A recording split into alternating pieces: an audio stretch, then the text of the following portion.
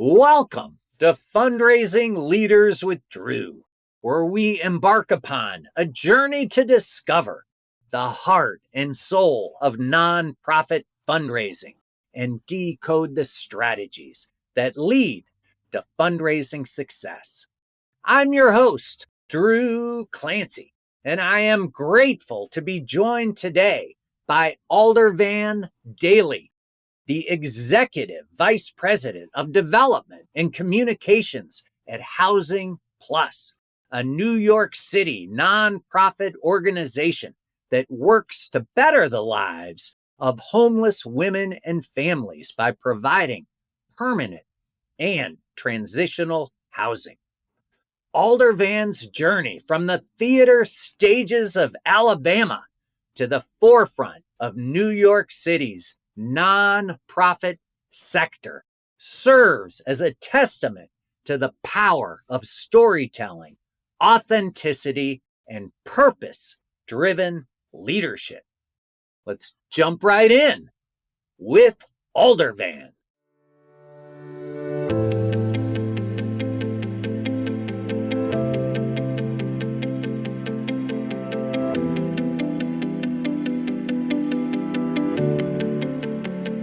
Aldervan, thank you so much for spending some time with us today on Fundraising Leaders with Drew. Really looking forward to our conversation. You've got such an interesting background. I'd love to jump in. Your journey from theater into the nonprofit world is somewhat unique. What first drew you to the power of storytelling, and how does that approach how you see your role as a fundraiser today? Sure. It actually happened because of data. I went to a small liberal arts college in Memphis called Rhodes, and a friend of mine's sister, who was a fundraiser, went to a new organization where they had a database. This was many years ago. That was in something called DBase, if anyone's old enough to remember. And she didn't know how to use it, and I did. So I created stuff for her to do and get the data out. And then afterwards, she let me be involved with her young professional group. And that was the first time I thought, well, this is sort of interesting. I like this. I like the data part that I'm helping her with. I like meeting people and chatting about things. And it happened to be a child welfare agency that she was working for at the time. So I liked the connection there of helping women and children find their places. So that began the process. And then the next step was, I decided that I needed a graduate degree. And so originally I wanted something where my vocation and my avocation, which was theater, would work together. So I found a master's program at Virginia Tech. And it was an MFA in arts administration, specializing in development and marketing. But the program was designed in a way that it allowed you to still perform if you were a performer, or draw if you were an artist, or whatever it was. They wanted you to still be involved in your art. And so that's how I got that. So that was a good training place for me. And then all the pieces really just started coming together after that. Sure. But it's always interesting to hear about kind of early experiences. Obviously, growing up in Alabama, and then Memphis and Blacksburg, and ultimately New York City. How did these experiences prepare you for your first role or roles in fundraising? Well, I think, first of all, growing up in a southern city and being an African-American gentleman who was fair-skinned, my parents were fair-skinned, you traverse a certain space within that community, and you learn to move through different cultures and different places and different things. I also my parents were older. And so they had lived in New York City for about 25 years before they adopted me in Mobile.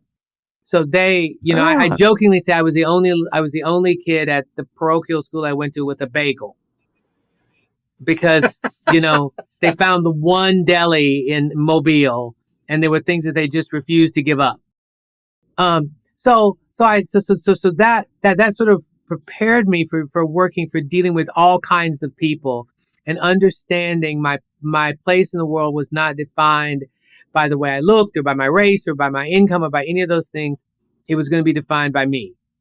And that was right. That's sort of the beginning of moving forward. And I think then my college career was interesting, because I have a degree in international relations, specializing in uses of guerrilla warfare. I would just let that sit for a second. Okay. So, which I think is actually kind of helpful in some ways, because some of the things that we are asked to do as fundraisers are sort of like not the usual, not standard. We have to figure out ways around things. We have to figure out who people are and what's the best way to connect with them. And some of that training that I got in my undergraduate degree sort of pays off sometimes. Sure. Then eventually I actually worked in Washington, D.C. for the Senate Committee on the Budget for a while. Then I moved to then I went to graduate school. Then I went to Atlanta after graduate school and worked for the National Black Arts Festival, which was a fascinating sort of thing to work for an organization that put on a festival every 2 years. So there was a churn that you had to learn, and connecting also allowed me for the first time to connect more with donors of color, which was an interesting thing. Then I also worked at Arena Stage in Washington. So there's all these places. I'm sorry if I go on. It's like I don't mean to do my resume, but I'm thinking about it. It's like it's all these places, but each one of them gave me a snippet of something, a snippet of the world, or a snippet of how to function at something, how to do a certain task. I picked Arena Stage for my fellowship because the gentleman who was the director of development was African American, and I wanted that experience. But I worked with a woman who's really sort of amazing. She's just retiring next year, and from a college in New Paltz. And I still use phrases that I learned from her, because I saw how she worked with her donors and how that worked. And then I overshot New York and wound up in New Haven. And then I sort of worked my way back to New York, because I always wanted to be here. And then I started moving from arts organizations, literal arts organizations like theaters, into arts education.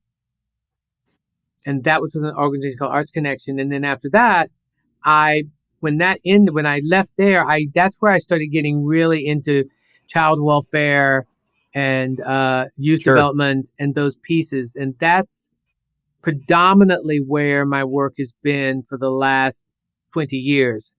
Right now, I work with in a homeless or unhomed women's program that works with that is a housing first program. Basically, we believe that if you can't ask someone or help someone with their drug abuse problem, or their mental health problem, or their whatever problem they have, if they don't know where they're going to sleep. So if we give them an apartment, we put them in an apartment, we give them some stability, then we can work with those issues. I'm not sure I answered your question, but I gave you a lot of information. Yeah.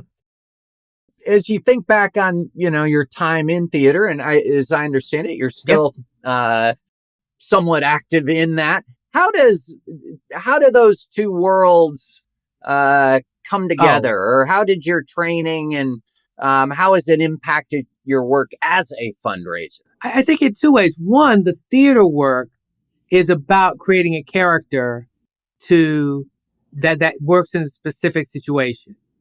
And many times as fundraisers, we are creating a character that works in a specific situation, because the donor that we're working with, or the major donor, or if we're writing a letter, or if we're meeting participants, whatever it is, we need to, or working with the board, we need to figure out who we are in that situation. I say with board members, sometimes I'm their executive assistant for the organization, or I'm their personal assistant for the organization. The thing I never am is I believe that I can never present myself as less than they are or greater than they are. I'm an equal, but I might be standing right behind your elbow, helping guide you a little bit. And that's sort of what a character does. Now what I do actually is cabaret, which is a whole different matter because it's me on stage for 50 minutes just performing. And that has taught me to be more in the moment because it's just me. There's no cover, there's no character. And so when I'm working with a donor or I'm working on even working on written material, it becomes very important to be truly listening to what they're saying, getting the feedback from them that's not just verbal, but is body language and that sensibilities that you get when you're on stage and you're getting feedback from an audience. So I think the two things have really helped me, grow as a person, but also helped me figure out a way to do my job well. Sure. Love that. One of you are a foster parent. Well, as I'm well. an adopted parent. We did it through foster care. Yes. And coming out of that experience, you started a nonprofit, correct? Yes. Share a little bit about, again, we'll get into some of the nuts and bolts of fundraising here in a moment, but it's always interesting to explore someone's background and how, how has that impacted you and your work? Starting City Families was great. And it was a unique opportunity to try to connect people with children in the child welfare system. There were major challenges to it, and we decided at some point that because you don't control the product, the Children's Administration in New York City, the Administration for Children's Services does that. It was really hard to make this work. But what I did learn initially from the process we went through foster care to adopt our son, who's now 16 and is in another room studying for his SAT. Was that I learned how to be what a participant or a client or the people we serve, as we sometimes call them, what they go through. Because I wasn't in charge of anything in the process of adopting our son. They called me, they told me that there was a baby available. Do you want him? Yes. Then from that point on, there are social workers coming to my home and looking at it and judging. There's lots of paperwork to be filled out. There are lawyers involved. Everybody has a lawyer. The baby has a lawyer. We have a lawyer. The agency has a lawyer. The ACS has a lawyer. There are all these things involved. There are meetings to go to. There are sessions. And I really helped me learn how to better work with the people that we're supporting through the fundraising that I'm doing. It helped me I think I'm pretty good. My empathy is pretty good anyway, but I think it really helped me understand, have a lived experience, as we call it, about what it's like to be on the other side of the table. And what what many times the people that we're serving are going through or working with. And if or my husband and I, as overeducated, somewhat sophisticated people, are having trouble understanding what's happening to us in this process, just imagine what it must be like for some of the people that we're serving who are not, who don't have the same resources that we have and have the same background that we have. So it really enlightened me a great deal about the people that we serve and how to work with them and how to create relationships in that way. So strong. Let's shift over and kind of get into your approach to fundraising. You've helped grow individual giving in major organizations. Aldervan, what in your mind is the key to sustaining donor engagement when both resources and attention spans are often limited? Well, it's really hard nowadays, and it also depends on the donor's age and the level of giving and many different things. I think sometimes we think because we have all the data in the database and we know their names, we know their children's names, we know their birth dates, and we know where they summer, and we know all this information that we know the person, but we don't. All we know is a statistical outline of who they are. So our job is even more important nowadays to actually connect with the person, if possible, who made the gift, to help them understand better what the organization does and humanize it on an additional level. If I sent you a letter and I congratulated you on your kids' graduations from college and what they're doing now, and and said, hopefully you'll have a great time and wherever you're not surprised because you expect me to have all that data. So Sure. now it becomes even more important to, in my opinion, to make a phone call, send a personal email, write a note. I'm a great note writer. I write notes to everybody. And even on letters that are thank you letters coming from the CEO, I will take a moment to write a quick note if I've had some connection with the donor or I think there's something else we could say on their letter. Now that all takes time, and there's not a lot of time anymore in our lives, and our stabs are stretched really thin sometimes, and our goals are very high. Sometimes not even goals that we created for ourselves, but goals that were assigned to us. But if we're going to make it, then we have to move just from thinking transactionally to relationship. And I like to think of it as a relationship transaction. Because if I leave the organization I'm at now, these donors are not going to follow me. They're giving to the organization. So yes, I do have a transactional relationship with you, but it can still be personable and it can still be connecting in a way that finds out what you're interested in and just shows gratitude for what you've done, no matter what the level is, and respects you as the donor. I mean, I think that's really respecting you as the donor and trying to be both community centric and donor centric at the same time. So I'm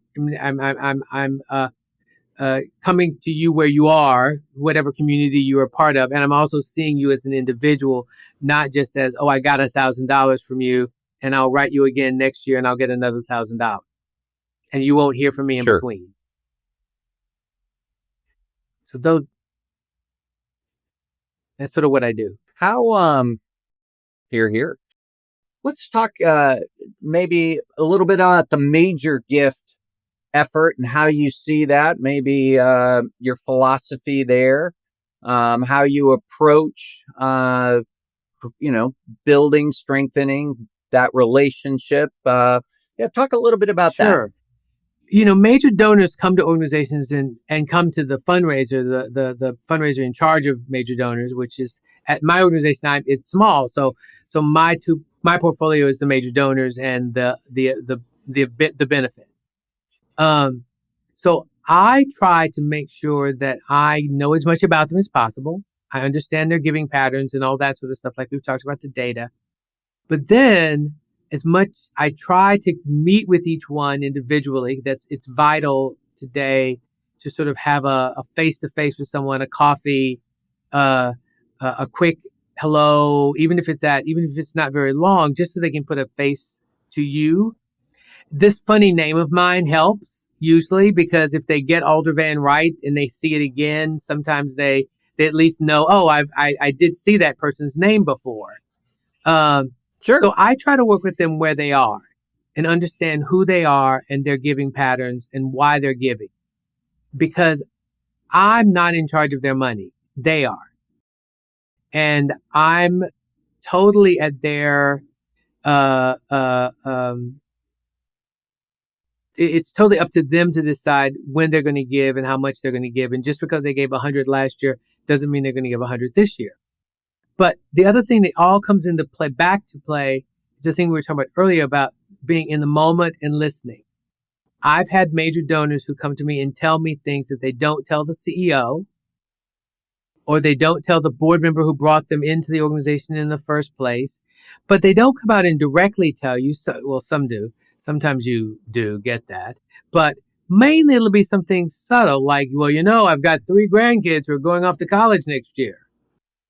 Well, that's a subtle hint to me that possibly they're not going to be able to do what they've done in the past, no matter what it says in my wealth screening about what their abilities are. Sure. Or making sure that donor that sends you a medium-sized gift every month, which sort of equals a major gift by the end of the year, is treated like a major donor. They're respected at the level of that they're actually giving. Where I am now, what we try to do is make a phone call, an email, and you're not really trying to talk to the person. Sometimes it's just saying thank you. You're not asking for money. Right. And then you just leave a message, an email or a note to everyone. I then typically get a list of people who have done something exceptional, especially if you're dealing with like renewals or acquisition where someone gives a gift larger than they've given in the past or something like that. I get a list of those on Monday, and every morning I write a couple notes.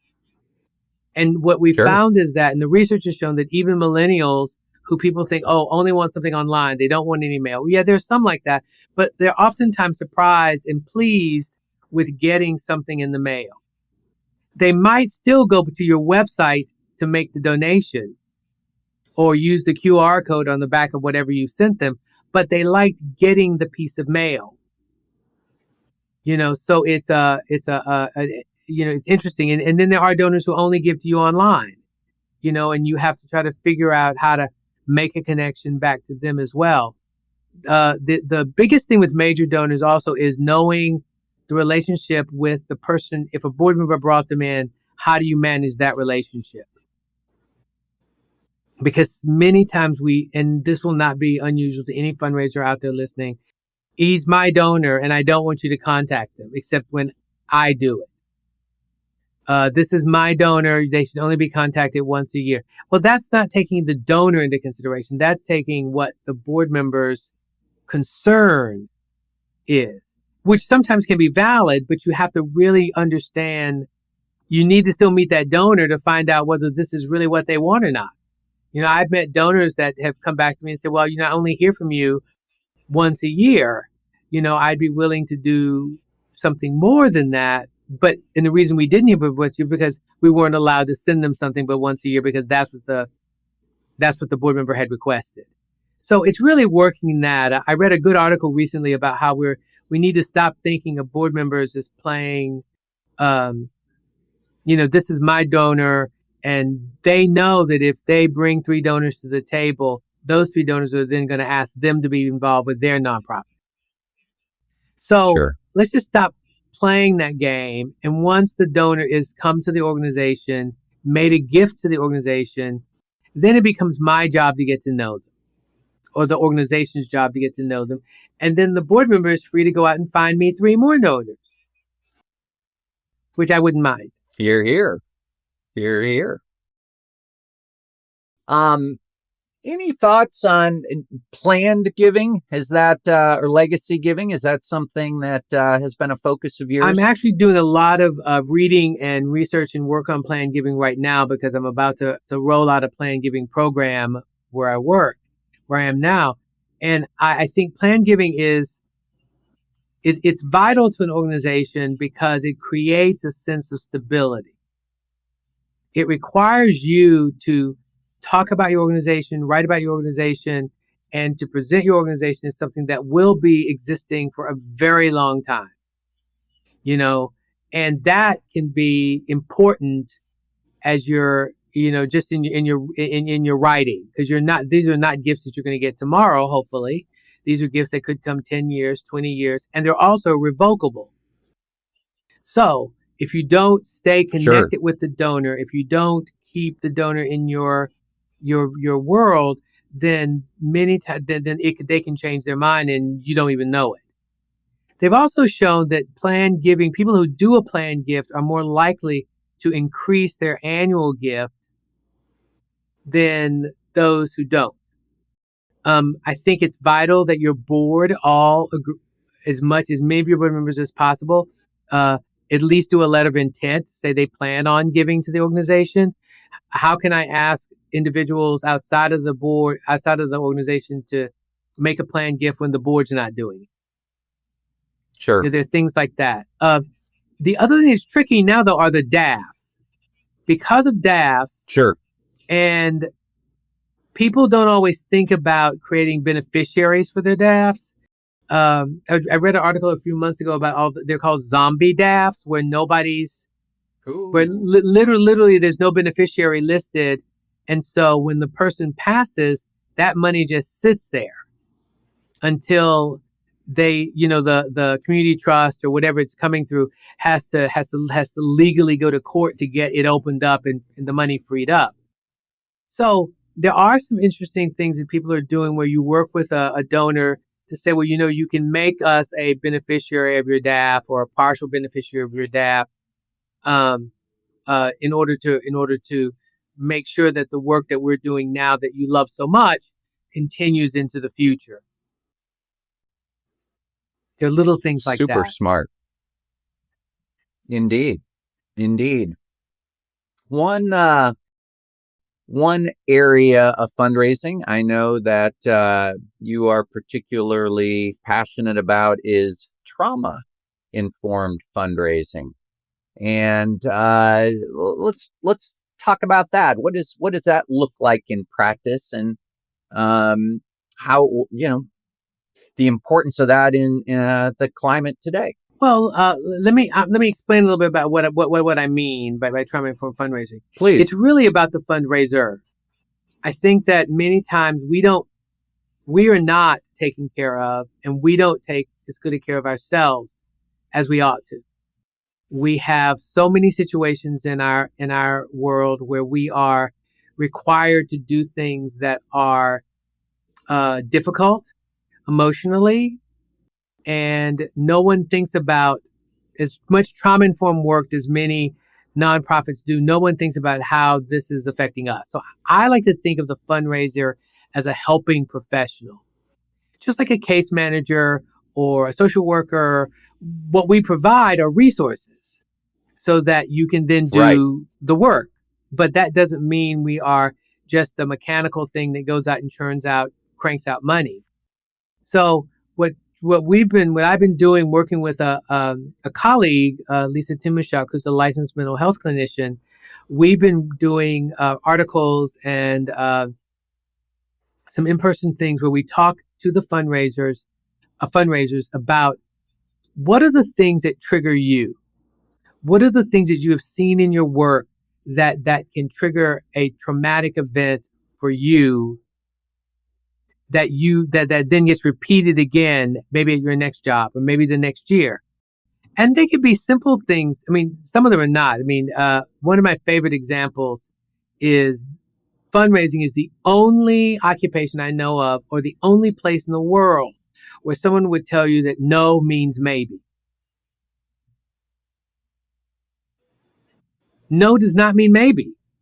I mean, if you were working in any other area of your organization, be it child welfare or interpersonal violence or youth development or anything, you would not tell your client or your participant or your person served that no means maybe.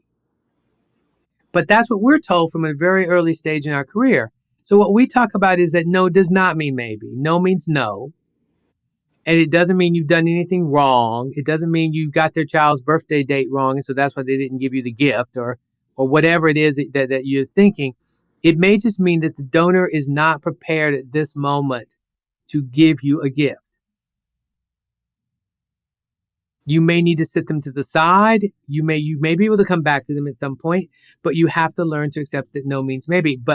And your bosses have to learn to accept that you have done your job well. It doesn't mean you didn't do your job well because someone said they could not give this year or they were not giving this year. So there are there are things like that. Budgeting is another one. Many times we are given goals that we have nothing to do with. We're just assigned a goal based on, well, last year you raised $1 million, so this year you'll raise $1.2 million. Well, I raised $1 million because somebody who is only going to give us a gift once gave us $500,000. That is why it jumped so much. How am I ever going to recreate that? So those are all things that can affect us as people, and we carry that with us into our personal lives, into other parts of our lives. And so the work is about knowing how to safely move through that work. And that's where working with the licensed mental health clinician, she then brings in how you do that and how do you work safely, and how do you have compassion for yourself? How do you have the right connections to your own story in order to get through some of the things that fundraisers face? Really, really interesting. Yeah, thank you for your good work there. And I know you're presenting at the Emerging Leaders Conference coming up. So we'll be doing a webinar for the AFP Blackbaud Emerging Leaders Program in August. And we have an article, I believe it will be coming out in the October issue of Advancing Philanthropy for AFP. Hear, hear. Let's talk about kind of trends in fundraising or technology in fundraising. Obviously, AI is playing an important role across professions. Is that something that you are? How do you think about that with regard to what you're doing? I was just at a conference. I was just at Fundraising Day New York here in the city, and I went to a presentation on AI, and they showed us 2 universities that were using AI generated fundraisers who would make contact, make a phone call, send an email to donors. And I found it, I know that allowed you to have a portfolio of 1,000 donors instead of just the 250 that you could normally carry, and they had been successful, but it just seems so impersonal to me, even though you created this humanoid on screen that, and also it was interesting to me that both of them were women. Both of the fundraisers were attractive. The AI generated characters were attractive women of a certain age, and a certain look. I thought that was interesting too, that was what they had decided was would be the thing that the donor would connect with. I realize, especially in higher education, in healthcare, in some of those areas where you have volume, it can be very hard. And this plays back on the trauma with a major donor officer giving them too many, if they've got too many people in their portfolio, they can't take care of everybody. They're just looking for the next gift. But Sure. I thought the AI stuff was fascinating, and it seemed to be working in those elements. Now, for a small nonprofit like I'm work for, or many of the just sort of average sized nonprofits, I think that the most that we're doing with many of them are doing with AI is sort of maybe helping generate text or getting some ideas for something, and then using it as a base to rewrite from, things of that nature. Sure. I know of foundation people on the fundraising side who use it to sort of say, what is the industry standard for X? They have to always check it, or I Sure. need I need numbers that say so and so. What about statistical data on the dunta? So it can be very helpful in those instances. I'm not yet at a place where I would be comfortable with having AI call my major donors or call my mid-level donors and chat with them, or send them emails. I wonder what someone who is, your average donor who is giving you $150 a month or 100, or $1,000 a year, how they would feel about. I mean, they're supposed to know it's an AI, but how do they really feel about the organization not having an actual person connect with them? I mean, that's what I'm curious about. Such a good question. How do all those people, they know they're supposedly they are told it's an AI generated thing, but and maybe it's the newness of it, and the quirkiness of it that gets the initial gifts. But I just wonder how it works in the long term. What about leadership and leadership values, Aldervan? What have you found most essential to help align fundraising with not only your team, but with the greater mission? Well, first of all, you shouldn't work for an organization that you don't believe in their mission. I think there are people who do it. I don't know how they do. I could not go out and ask money from people or write, convincing letters or do the things that we're required to do for something that I didn't actually believe in, that I didn't actually have a passion for. That's how I am. I have found that the best fundraisers, in my opinion, share that quality. That this is something that they give to themselves. I mean, I think it's important to make a gift every year to where you work, if possible. I mean, I know that because of the strata of going, I'm a senior leadership, so it should be expected of me that I will support the organization at whatever level I can. I'm asking other people to do it. Absolutely. So I think that that's important. And then I think that you have to have values. Like AFP has an ethics and values statement, which is really important, and you should follow all those guidelines. But beyond that, you have to be, I think, a honest, trustworthy person who clearly understands who they are themselves. Once you understand who you are, then it makes it much easier to work with the donors or write the letters or also manage up to where your CEO or to your board. Because many times we're stuck in this very odd position of we're not the program, we're not the finance department, we're not, one of these, another area, but we are an admin area but we are doing something different. We are doing things that nobody else is doing. We are making phone calls and we're having to take people out to lunch. And although I try desperately not to pay for the lunches myself, but we're doing things that nobody else in the organization is doing. And so we have to be able to manage the other areas of the organization as much as possible. When I say manage, I don't mean tell them what to do, but we have to be able to enlighten them, move them forward, and make sure they understand that my job is not just to get you another $100,000 check.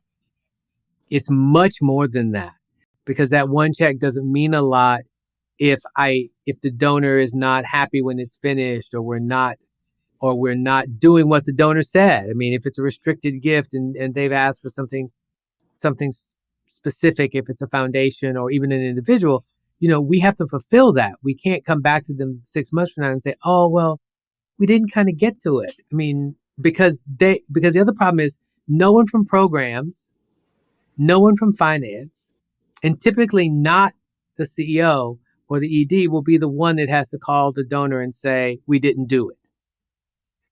It will come back to the fundraiser, which triggers back into those things that we're talking about, where the fundraiser can have experiences that can cause or trigger trauma in themselves.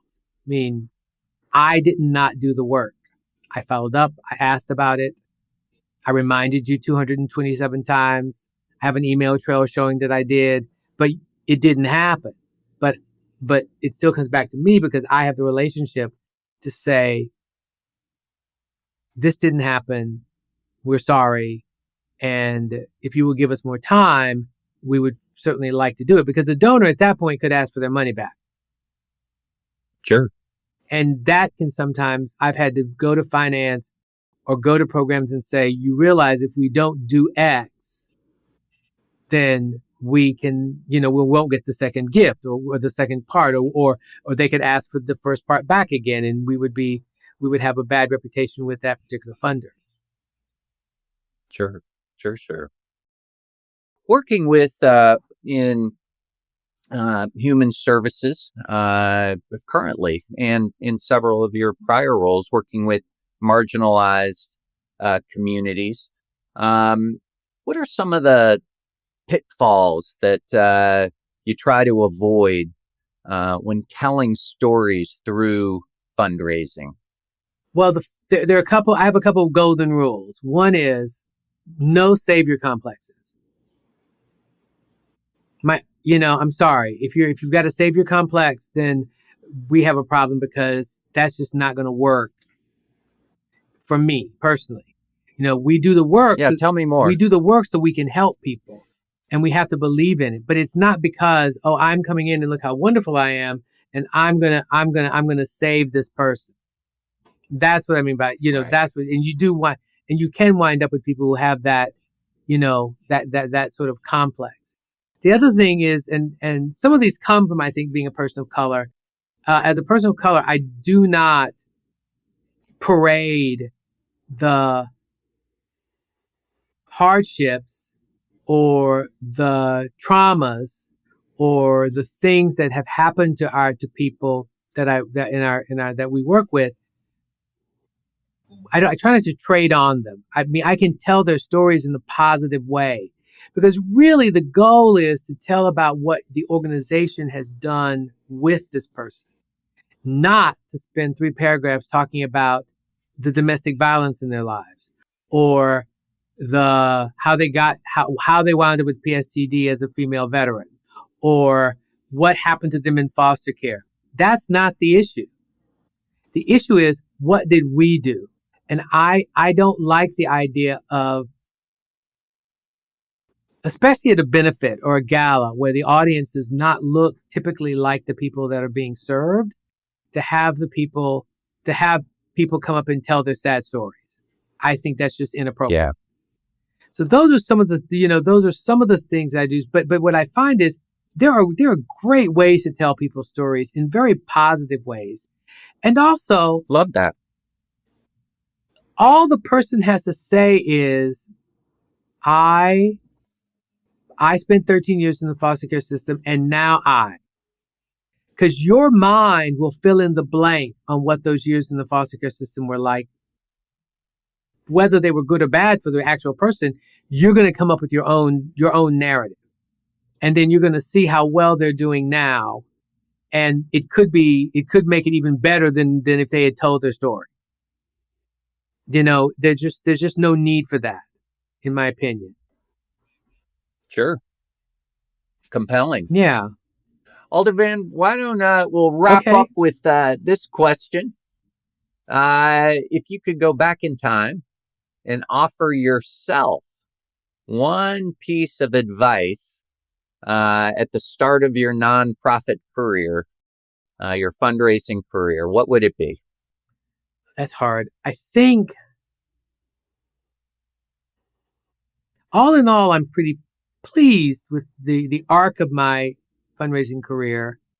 I wish when I was much younger, I had been more patient, and I had been more willing to put up with things in order to get to the next step. I think as a young person, as many young people are, I could be a little rash and a little bit like, well, I'll just leave and go find myself another job.